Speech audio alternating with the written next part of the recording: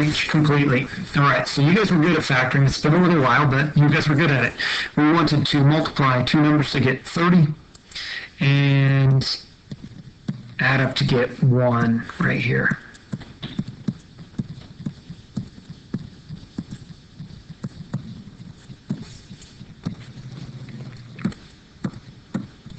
Okay, so it looks like if we're going to get a negative 30 and a positive 1, it looks like we need minus 5 and plus 6. So we're going to factor this easy trinomial into a minus 5 and a plus 6. Remember, that has to do with FOIL. We're like going backwards.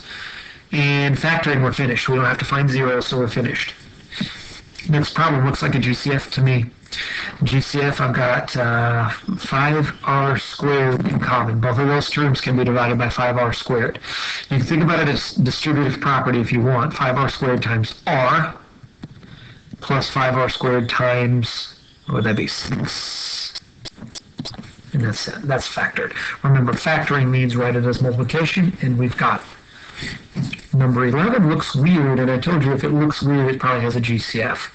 So if you look at this one, it's got a GCF of x. So let's take that x out.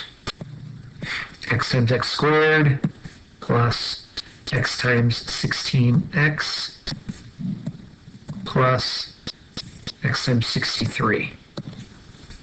Now, we're looking at an easy trinomial. Easy trinomial is like the problem in number 9. I need two numbers that multiply to 63 and add up to 16. So is that 9 and 7? So we're going to have that x in the front. But then my easy trinomial is going to split up into this x and x. I need two numbers that multiply to 63 and add up to 16. That's 9 and 7. That's factored, so that's finished.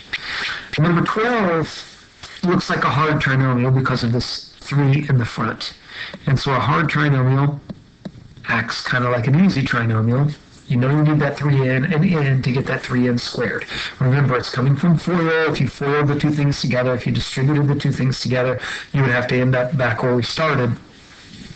So we kind of look like what happens on an easy trinomial. We want to find two numbers that multiply to 42. 3 times, what would that be, 14? 4 doesn't work, 5 doesn't work, 6 times 7. Okay, so those are the only possible numbers. We have to multiply to get negative 42, so that means one of those numbers is negative. You'll notice those numbers don't add up to 11. Well, it looks like these do, but they shouldn't, okay? Because what's going to happen is whichever one is over here is getting multiplied by 3. So you have to figure out how to multiply one of them by 3, and then they're going to add up to 11. So let's see how to do this. If I multiply this one by 3, that would be 18. 18 minus 7 is 11. Okay, so this is the way to go. This is the way to go.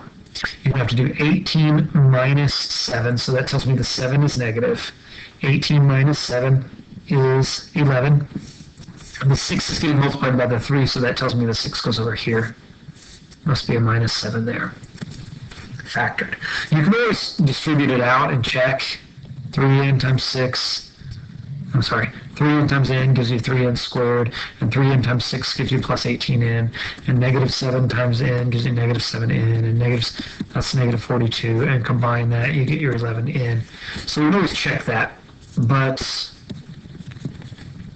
if you do it right, you don't really have to. Okay. There we go. Number 13, solve by one of the methods covered in class. I told you to factor if you can. And this problem looks like a difference of squares problem. Square root of 36 is 6. So that's going to factor into n plus 6n minus 6. Now notice we're finding the zeros.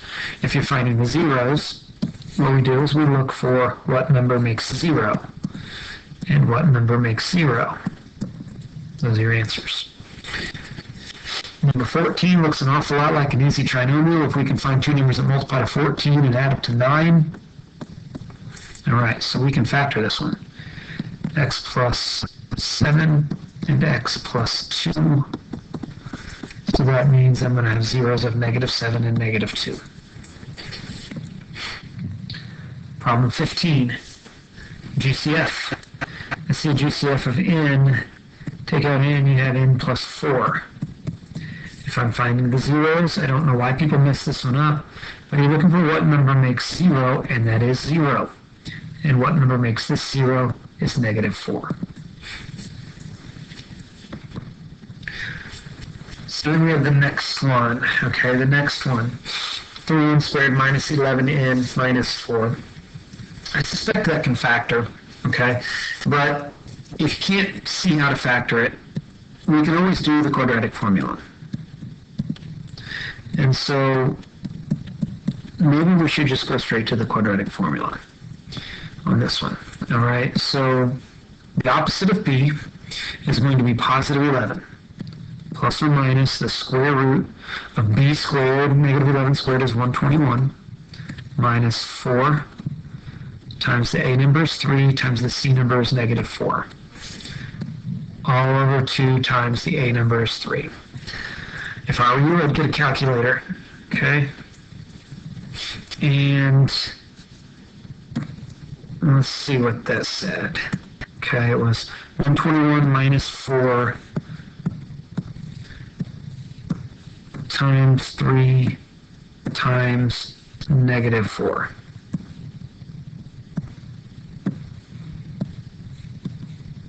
$169.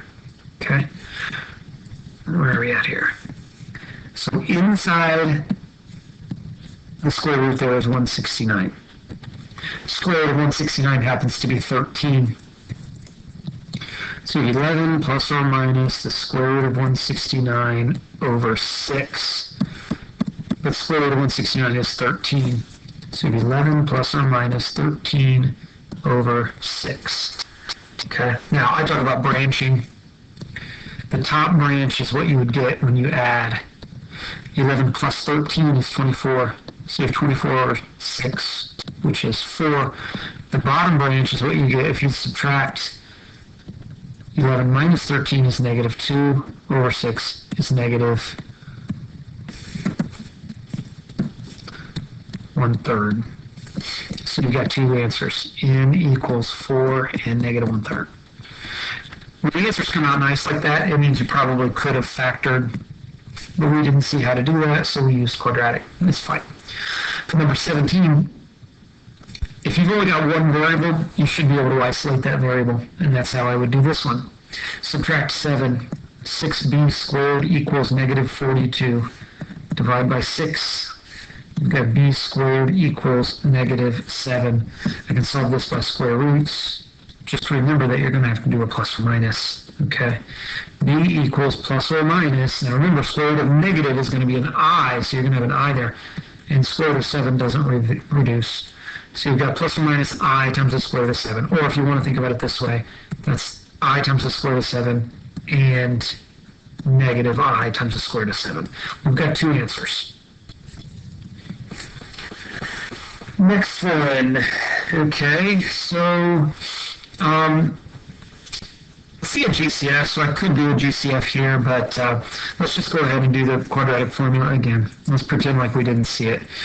The opposite of b, so negative 4,